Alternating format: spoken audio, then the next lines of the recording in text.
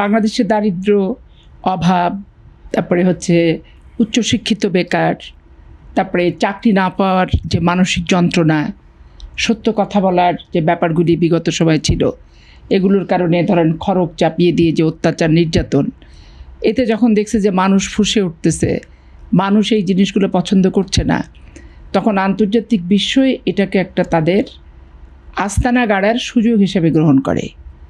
যেটা আমি 5ই আগস্ট, জুলাই আগস্টের অভ্যুত্থানের পরবর্তী প্রেক্ষাপটে এবং আমি রাষ্ট্রের নাগরিক হিসেবে উপলব্ধি করতে পেরেছি, সেই বিষয়টা নিয়ে আমি আপনাকে বলছি।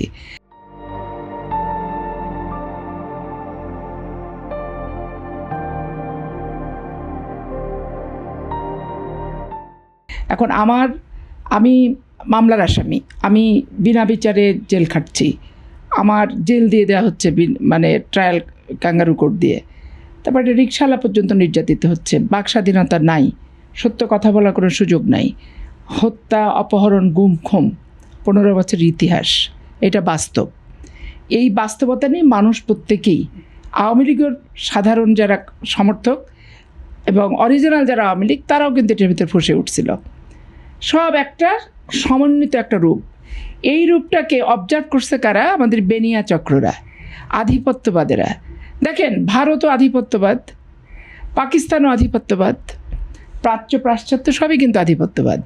তাদের আধিপত্যটা নিজেদের সুবিধার জন্য, কিন্তু আমাদের ওই ক্ষোভ, ওই প্রতিবাদ, ওই কষ্ট, ওই দুঃখ, ওই হতাশা, এইটাকে তারা পুঁজি হিসেবে ব্যবহার করছে।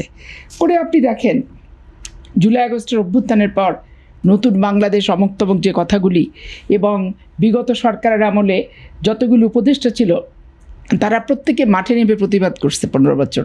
বক্তব্য, বিবৃতি, টকশোতে তাদের কাছ থেকে মানুষ অনেক জ্ঞানগর্ভ, উপদেশমূলক, গঠনমূলক আলোচনা এবং একটা স্বপ্ন দেখানোর চিন্তাও কিন্তু তারা করছে।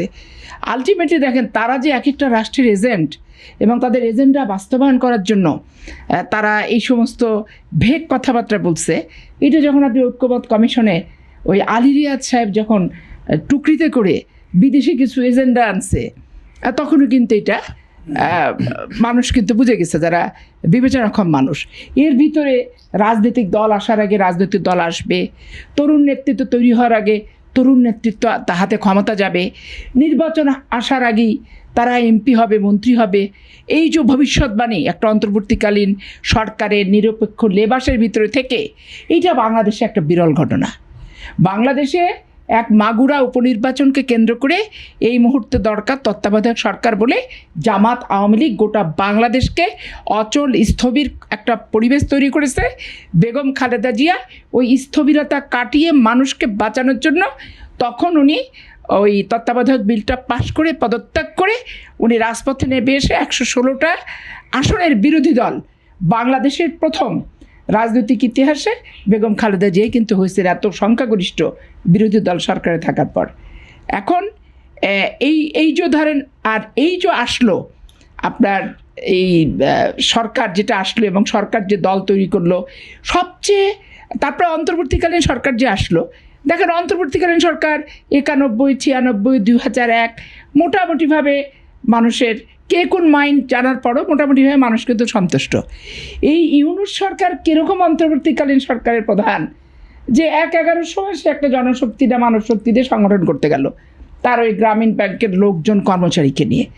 তারপরে ধরেন সে ভিতরে এটাকে অনেক দূর লম্বা দীর্ঘায়িত করলো, ওইটা লোটা কম্বল সে ছাড়লো, সেটা করলো। এই আন্দোলনকারীরা ইউনূস সরকার ছাড়া অন্তর্বর্তীকালীন সরকার প্রধান করবে না। ইউনূস সরকার এমনই একটি অন্তর্বর্তীকালীন সরকারের প্রধান যিনি স্বাধীনতা বিরোধী শক্তিকে কিভাবে বিরোধী দল বানাবে তাই শুধু না, তাদেরকে পার্সেন্টেজটা ভোটের কিভাবে বৃদ্ধি করা যায় এবং বাংলাদেশে ভোট পাশ করছে, এটা আমি বাংলাদেশের নাগরিক হিসেবে বিশ্বাস করি না। তাহলে ভোটকে পাশ করানোর জন্য প্রশাসনকে ক্যারিসমেটিক কায়দায় কাজে লাগানো, বাংলাদেশ ব্যাংকের টাকা, জেলা পরিষদের কোটি কোটি টাকা সমস্ত জামাতের হাতে তুলে দিয়ে এবং জামাতের যতগুলো সিটে তারা পাশ করেছে তাদের একটা প্রশাসনিক সেটআপ দিয়ে এবং একটা ওই সিটগুলোকে টার্গেট করে একটা নির্বাচন সে করলো। তো এইটা হলো কি তত্ত্বাবধায়ক সরকার ব্যবস্থাটা কি, অন্তর্বর্তীকালীন সরকারটাকেই উনি নিজেকে বিতর্কিত করলেন। তারপরে দেখেন যে যুব সমাজরা আসলেন, ইনারা কি করে, ইনারা আওয়ামী লীগের সময় আওয়ামী লীগের সাথে থেকে গুপ্ত সুপ্ত ওপেন থেকে 15 বছর যে নৈরাজ্যগুলো করেছে এরাই করেছে। তাহলে এই নৈরাজ্য তারা করছে, আবার আওয়ামী লীগের নৈরাজ্যের বিরুদ্ধে তারা স্লোগানও দিচ্ছে যে আওয়ামী লীগকে বাতিল করতে হবে। আচ্ছা, আওয়ামী লীগ অপরাধ, আওয়ামী লীগ যেগুলো করেছে বিচার হচ্ছে সময়ের দাবি, কিন্তু রাজনৈতিক সংগঠন হিসেবে আওয়ামী লীগ যে অপকর্মগুলো করেছে, আপনি সেই অপকর্ম অন্য একটা রাজনৈতিক সংগঠনকে দিয়ে করানোর কথা চিন্তা যদি করে থাকেন, তাহলে নতুন বন্দোবস্তটা কোথায়? এখানে তো পুরাতন বন্দোবস্তই চলে আসলো, নতুন বন্দোবস্ত তো আসলো না। সেই প্রতিহিংসা রাজনীতি তো আসলো যে তুমি ক্ষমতায় থাকবা, আমাকে মামলা দিবা, আমি ক্ষমতায় যাব, আমার মামলা আমি বেকসুর খালাস হবো, তখন তোমাকে আমি দেখব।